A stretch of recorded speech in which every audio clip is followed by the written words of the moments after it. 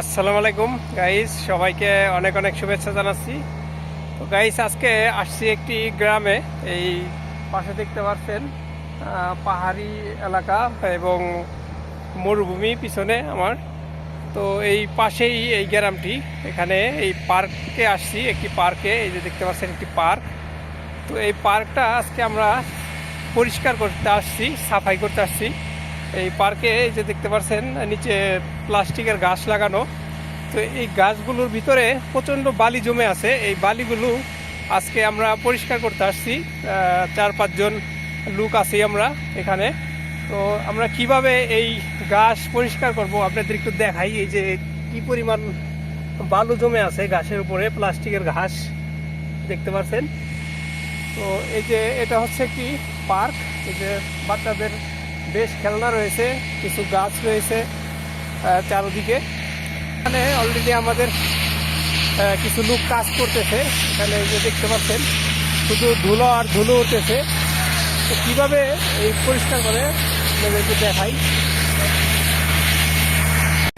Guys, দেখতে পাচ্ছেন এখানে এটা হচ্ছে একটি কম প্রেশার হাওয়ার মেশিন। এই মেশিন থেকে হাওয়া বের হয়। এই মেশিনটা আমরা নিয়ে আসছি এই গাড়িতে করে।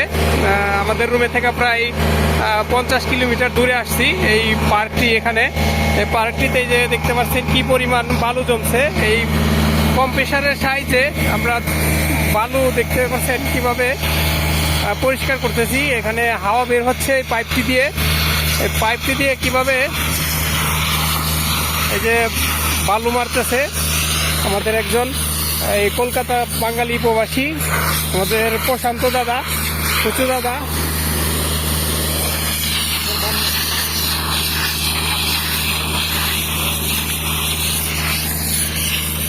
এখানে প্রচণ্ড ধুলো বালি।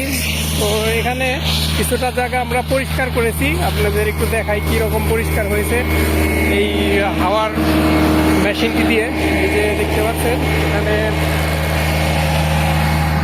পরিষ্কার করেছি আমরা এই জায়গাটুকু। আরও পুরাটাই পরিষ্কার করতে হবে। যেখান দিয়ে হাওয়া মারা হয়েছে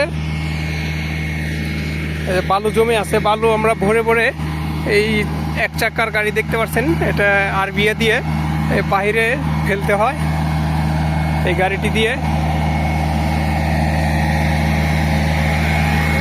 আর এই যে দেখতে পাচ্ছেন গাছ রয়েছে চারদিকে, বেশ কয়েকটা গাছ লাগানো রয়েছে। এটা বাচ্চারা খেলে এখানে।